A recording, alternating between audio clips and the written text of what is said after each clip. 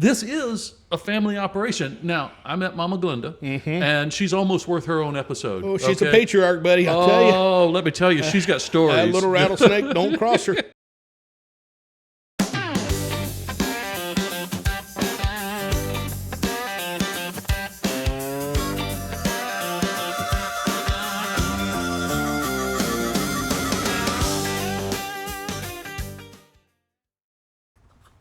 Hi, my name is Cal Evans, and this is Hearts and Tales.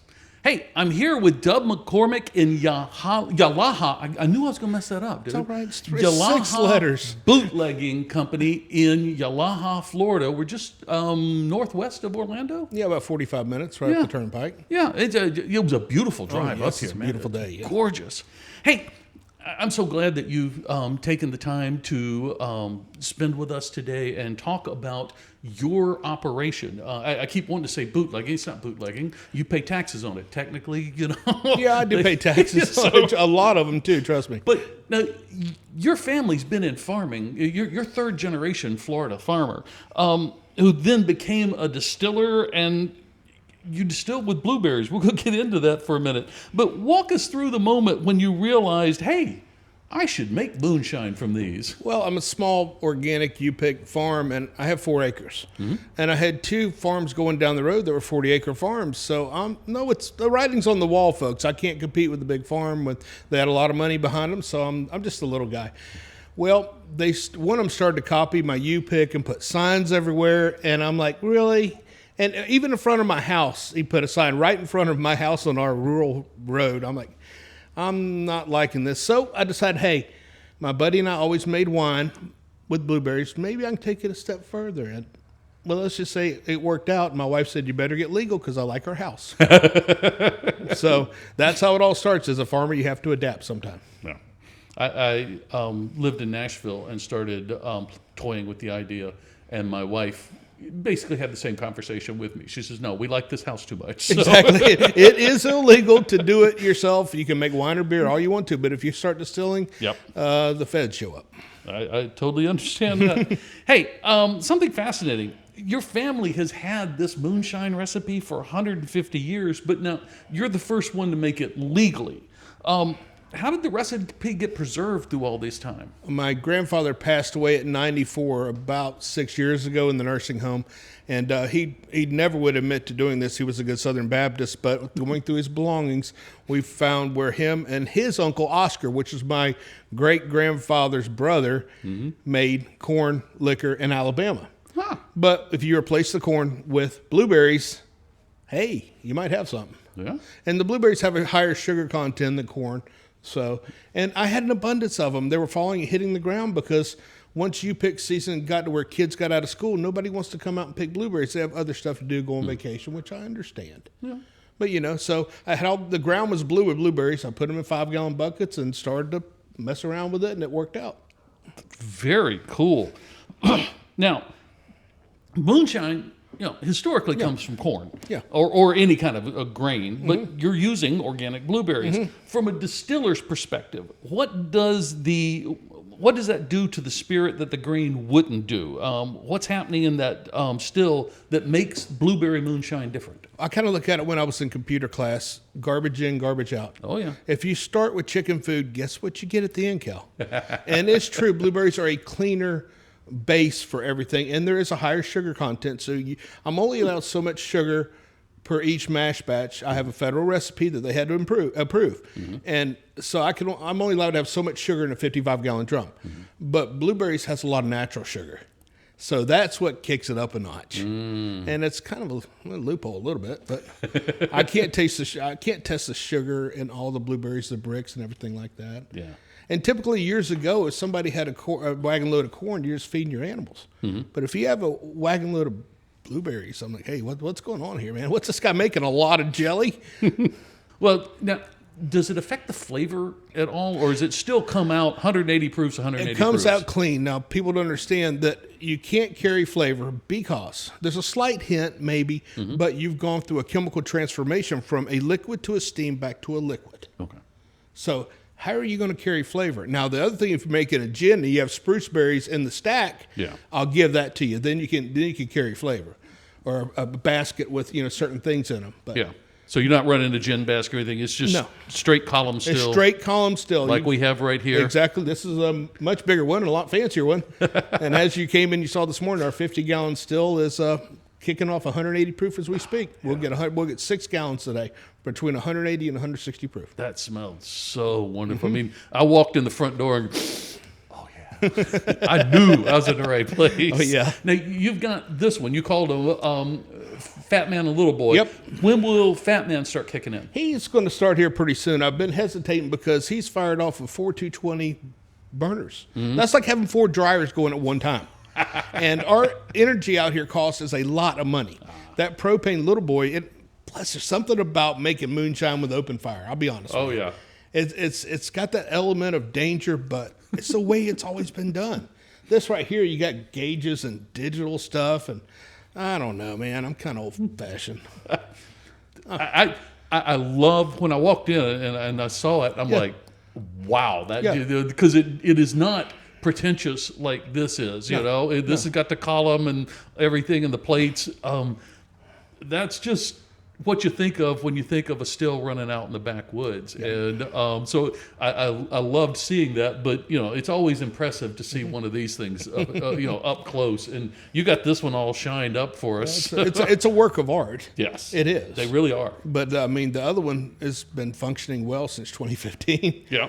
And that's it's close to my heart. Coming down here in the morning, firing it up, turning on the news, drinking coffee, waiting for it to heat up to 200 degrees, get the heads off, then let her go, man. Oh, you regulate it. You had that bottle of heads this morning. You said, "Here, smell this." I'm like, "Man, this is acetone." Exactly, exactly. About the first 3 ounces is really bad stuff. But we take 24 ounces at least off that 40 gallons of mash that's in there. Yeah. We want to make sure that stuff's gone. Yeah. So I donate it to the local fire ant mound. I'm not very popular with them because I control it naturally, and of course it doesn't hurt the environment, and they're gone. Now, for those of you who are not from the South, fire ants are a serious problem, and they're our natural enemy. Okay, we hate them. So anytime you run across them, you do everything you can to get rid of them. So exactly. Hey, now Florida hasn't always been a place where you could just say, I want to get a license and distill. You actually helped change the laws here in Florida so that small craft distillers could operate here. Tell us about your journey through that whole fight in Tallahassee. That was very interesting. I was literally down here one day and somebody helped me out and said, hey, the owner of St. Augustine Distillery is on the phone, Phil McDaniel, and he wants to talk to you about going to Tallahassee. And I called him back and said, Doug, Phil McDaniel, I know we hadn't met, but we'd like for you to come testify before Congress in Tallahassee. Will you come up here? It was like the next day or so. And I'm like, yes, sir. And we had to lobby several years. And this started off as I could sell 1 bottle per year per person. Wow. How are you going to make a living doing that? Yeah. You can't. So we lobbied them to say, hey, why 1 bottle? Well, then it became 1 of each variety. Well, so St. Augustine started doing gin run number 1, gin run number 2. So we're just hitting all these loopholes we can, changing the label colors, doing everything we can so I can sell you more. Mm-hmm. Because at the end of the day, all the big distributors were holding us down like, no, we don't want you to be able to sell out there. You have to sell to us, so we make 30% of whatever you sell. Yeah. Well, I can't do cases. I can't do pallets of liquor here. Mm-hmm. I mean, so what am I going to do? I'm restrained. So it was antiquated laws back from the 1930s and 40s and all this, and it was time for them to change. Yeah. And one of the members of the Ways and Means Committee said, are you guys going to come back every year? We were like, yes, we are, until you give us what's fair. And we came back the next 2 years. And finally, they didn't make us take your ID anymore, which people didn't like that. I'm like, I don't want your identity. I have to do this for the state. Mm-hmm. So we didn't do, but they got rid of that one. Then they eliminated how many you could purchase. The only thing we still cannot do is self-distribute. Mm-hmm. And that'll probably never come to fruition because you got the big guys out there. And then you got the ABC Liquor actually was against us the whole way. Really? And I'll talk to their lobbyists and everything. And I'm still the only craft distillery that's not distributed. Nobody's ever offered to distribute me. I don't care how many medals I got. Yeah. It doesn't matter. They don't care. I can't make cases and pallets.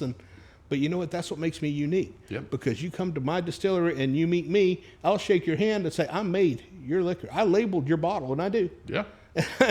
I'm Doug. Nice to meet you. Well, and I called you up. I just pick a phone call. It's just, and you were the one that answered. And so, I think you called me back. Yeah, I called somebody you back. else. Yeah. And I mean, we hit it off. Of course, we got a lot of things in common. We're both from L.A. Yep. For those of you not in the area, that's Lower Alabama. Okay. But I got relatives from L.A. I was born in Apopka, so I'm a real redneck. But yeah, I was from the metropolis of Chickasaw, Alabama. Yes, so and we got a lot in common. We kind of hit it off. Yeah. And I've talked to a lot of distillery owners and set up several of these things. But it's fun when you get somebody that you just hit it off with. Yeah. Yeah. So I love the fact that you make it, you distill it, and looking at how you're doing it, it's almost art the way you're doing it. It's not. I run into some of these that it's science, and I respect that. Mm-hmm. Okay, I respect the science that goes into it, but I also respect the fact that some people are just in it for the art. Yeah, and that is wonderful. Hey, we are sitting in your brand new still house, and our tagline is "Stories from the Still House." There you go. And you were telling me that you put this together. You bought siding from an old barn, and there's actually bullet holes. Yeah, there's bullet holes right behind you. They came with the siding. They came with that. Okay. I couldn't believe it. I'm like, wow, that's cool. I'm going to put that right behind the new still. Now, you are the second smallest in Florida with 500 square feet total for your still house. Yeah. And yet you're still winning gold medals. Yeah. Is there something about working at this scale that actually makes the product better, or you just work harder? I'm not micromanaging, but I watch everything that goes into the mash, and I have the recipe, and I will make the mash. My future son-in-law's been helping me because I have 50-pound bags of sugar starting to get heavy when you deadlift them off the floor, I'll be honest with you. I can understand and then he helps me out with that too, but I'm always around. But it's nice because you can control everything that happens. Yeah. I don't want people helping me label the bottles that put labels on crooked. I'm very particular about that, and I've had sometimes look like a fourth grader did it, or somebody. I'm like, really? Come on! I take pride in this. This is Doug's Moonshine, and I want you. If you're paying $35 for a bottle of Moonshine, I want the label to be straight. Yeah. And I don't have a labeling machine. I've got one here and there. That's it. I just take them, label by hand, bottle by hand, everything by hand. Trust me. Now, you mentioned your future son-in-law. Yeah. This is a family operation. Now, I met Mama Glenda, and she's almost worth her own episode. Oh, she's a patriarch, buddy. I'll tell you. Oh, let me tell you, she's got stories. That little rattlesnake, don't cross her. Those little Alabama women will cut you from ear to ear. And I tell you what, next time I come up here, I will be in my Jeep. I will not be in my Tesla. I tell you, because Mama Glenda don't like Tesla. No, she does not. My wife drives a Tesla. Okay, I just happen to be driving it and today. I'm sure she's a great person. Oh, she is. We don't judge her, but sometimes the cars bother us. But when people visit, they're likely to meet your wife Amanda, and she's pouring samples, or even your little daughter Grace, and she's helping out the store. And my youngest daughter Emily, who just got engaged to Frank, my future son-in-law. And that's your future son-in-law. Yeah, and they'll all be down here helping at any given time, but somebody can jump in and help anybody. But your brother Tim, Yep, and Sandy helps. They make pies, and Tim makes pottery. Well, yeah, Tim does the pottery. We do the pies now in house, and Sandy does the pottery full time because it's a lot of work. Okay. My brother is an outreach minister at Real Life Church in Claremont, so he's a pastor. Oh, okay. Yeah, well, Mama Glenda was telling me that she's got a pastor and a moonshiner. Yeah, exactly. You got one angel on each shoulder, one guy's wearing black. I don't know what that is. But, but at any given time, you'll be able to see a member of the family down here working. Because that's the way we always were. And my daughters thank us to this day for making them work down here because they have a very, very, very good work ethic. Yeah. Yeah. That is awesome. But you'd rather just keep it family than hiring staff? I'd rather, because it's a lot of drama with employees and a lot of taxes and a lot of this and that. I'd rather keep it simple. And we've always worked together in every business, the nursery, the outdoor, the farm. We've always done it. What do you want to do? I'd rather work with somebody I love than somebody I don't. No, I get you. I grew up in a family business. Yeah. So I totally understand. My grandmother, they're in Chickasaw, owned a flower shop. Oh, yes. And then my dad started a business that sold music to churches. Wow. And, it I was the first packing and shipping person at 14. So That's cool. That's so yeah. I grew up in this kind of environment, and yes, I do agree. It instilled a work ethic in me that I love to this day, and I thank Mom and Dad to this day for that. Hey, let's talk a little bit about the craft, because you're actually very good at this. You've won gold medals, silver medals, recognition from major competitions. Which award or moment of recognition actually meant the most to you? And tell us why. Well, the big one, I got a silver medal in San Francisco American Distilling Institute. Ooh. And we're talking, folks, major international competition. The judges' notes were, never heard of anybody making moonshine out of blues, would love to see more from you, this and that. And it was nice, but my first gold was American Craft Spirits Association in New York. And we donated like 6 bottles, and you pay like $100 entry. And they make craft cocktails and sell them in Manhattan. It all goes for children's charities. Oh, that's nice. So I'm like, that's cool. And I got my gold medal, and it was white. I didn't know why. And the next year, I won another gold, and I asked my medal was. They said, well, we don't give physical medals anymore. I said, well, I gave you physical cash. Where's my medal? Yep. And I gave you free booze. I mean, it's just... And then after that, I said, you know what, folks, I'm done. I got medals, and I'm like, I'm not going to be the guy with the bottle with 50 freaking medals on it. Yeah. Once you win it, it's like, okay, been there, done that, bought the T-shirt. Yep. The next year, they call me back, so we're giving physical medals again. I'm like, no, sorry, it's too late now, bud. I'm not doing it.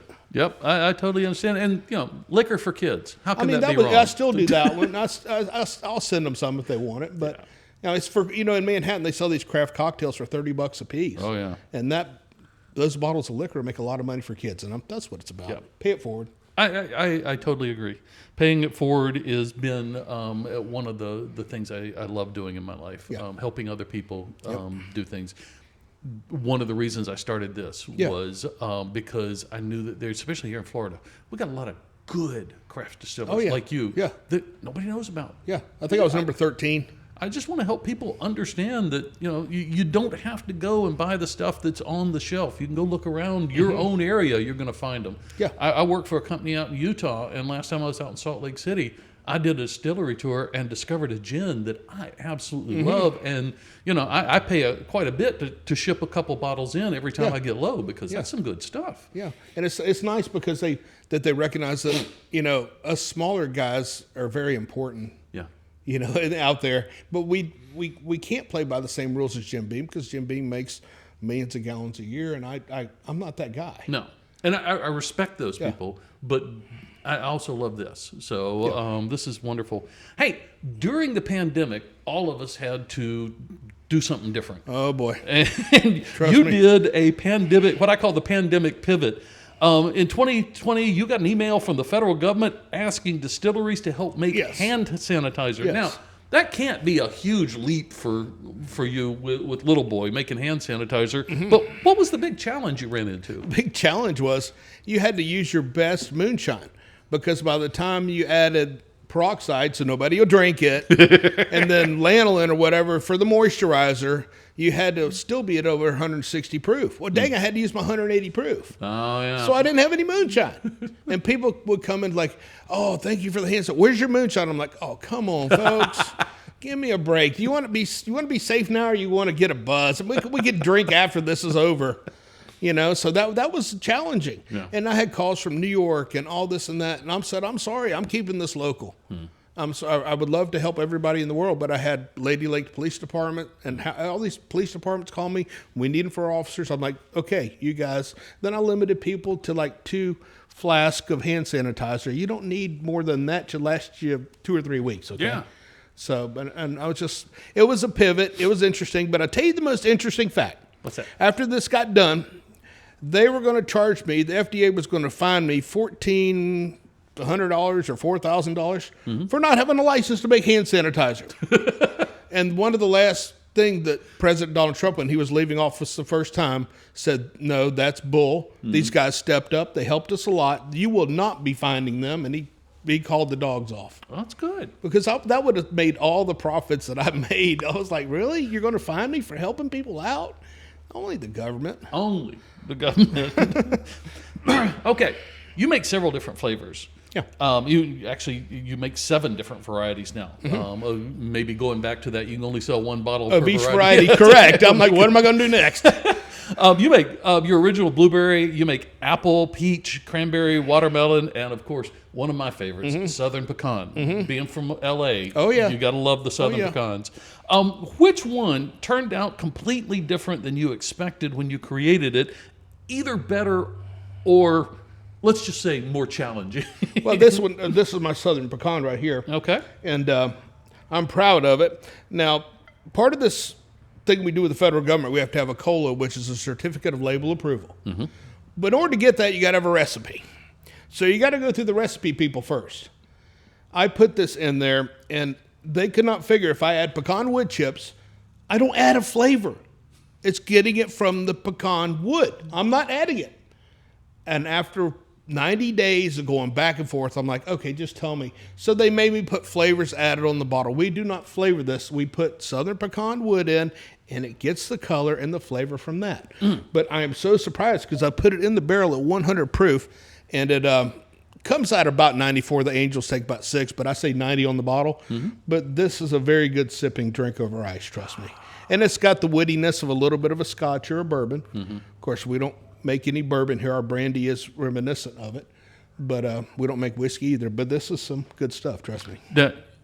To be clear, the pecan flavoring comes from the fact that you age it in pecan barrels. No. It's aged in oak barrels because you can't get pecan barrels. That'd be sweet though, wouldn't it? But no, I don't think the wood's for. It's always oak barrels. You soak wood chips. I just put them right in the alcohol. Oh, okay. It's kind of like when if you smoke meat outside and you've got a solo cup, you put it on your grill, the wood chips. Yep. And this is the way it happened. The next day, my wife said, clean your mess up. And I look at my pecan chips and I'm like, why is the water red?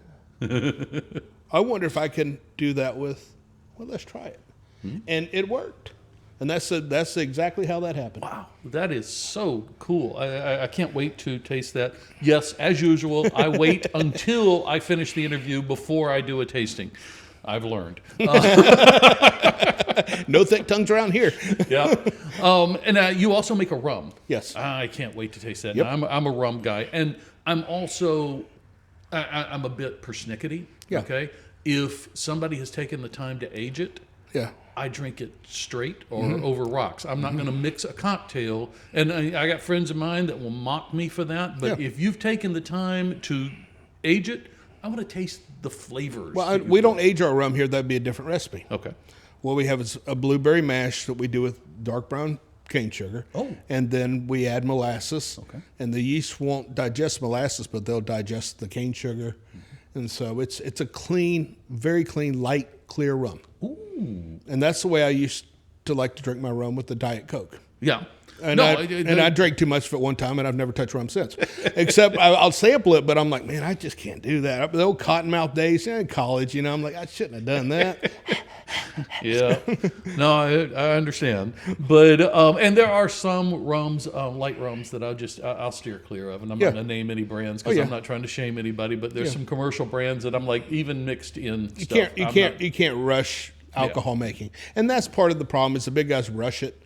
I understand that you can get a $15 bottle of rum all day long. Yeah. It's not going to be good, but you can get it. Oh, I've been to some of the commercial distillers with continuous stills and stuff like that. I'm like, I get because you got to produce so much because you're so popular, but that's not what I'm looking for. Yeah, exactly. Okay, last question. You could have put this distillery basically anywhere, but you're basically out in the middle of nowhere, just northwest of Orlando. Yeah. In Orlando's, lots of touristy stuff. What kept you in the rural Yalaha farm, and what is it about this place that makes this where you want to preserve how you're doing this? Well, it's all about the farm. Although we've owned this place for 23 years of property, it's been in farming since the 1800s and probably before, because there were steamboat ports at the end of the road where all the vegetables went out with steamboats up Leakwaha to St. John's, which flows north to Jacksonville, where all the ships went to New York City. Yeah. So this is where everything happened. And when we bought this place, it was an older orange grove. Then we transferred it to the organic blueberry farm.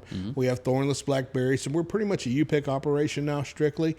But why not do stuff here? And I'll tell you one thing, after a hard rainy day, you can walk out in the field, and behind my old barn, I have horse equipment that I found.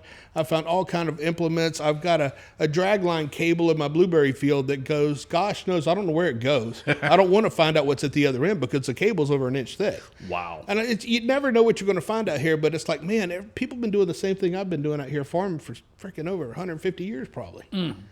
It's a nice little thing, you know. It's like, okay, I'm keeping the tradition going. Well, this is a beautiful area, and you're right next to I turned into the German bakery earlier when I was coming here, and it's just a gorgeous little area. But it's close enough to Orlando, so if you got to run into town, you can. But you're not in town here. You don't. It's getting more crowded now. The villages moved right down the road, and a lot of homes are coming in, and we can't stop it. You want to say, man, I don't want this to happen, but it happened in Apopka. Yeah. My family owned 3,500 acres out there and lost them in the Great Depression, all full of citrus. Oh, and my great-granddaddy had a roadhouse. I found that out later, too. Get out. He had a 3-story roadhouse on McCormack Road, which is named after him. And he, one of the old men came by and said, your great-daddy had liquor with tax stamps and women. I'm sorry, son, but he owned a roadhouse. I'm like, well, that figures after he's been gone. And, I mean, all these little things start popping up. I'm like, okay, that explains it. That explains it. That explains why you're a moonshiner. Okay. I'm not ashamed of my family's history. No. We all did what we had to do. Yep. Oh, I come from sharecroppers down in Andalusia. Yeah, so it's all good. I get it, or up in Andalusia. Yep. I get it. So, Doug, thank you so much for taking time out of your schedule to be with us here today. This has just been fascinating to me. I love just hearing these stories and talking to owners and master distillers like yourself. Audience, thank you for taking time for being with us here today. I hope you've enjoyed it. Hey, if you're watching on YouTube, do me a favor, hit that like and subscribe button so you see every episode, because we've got more coming up. I've got 2 or 3 more already stacked up, ready to go. Thank you so much, and we'll talk to you next time right here on Hearts and Tales.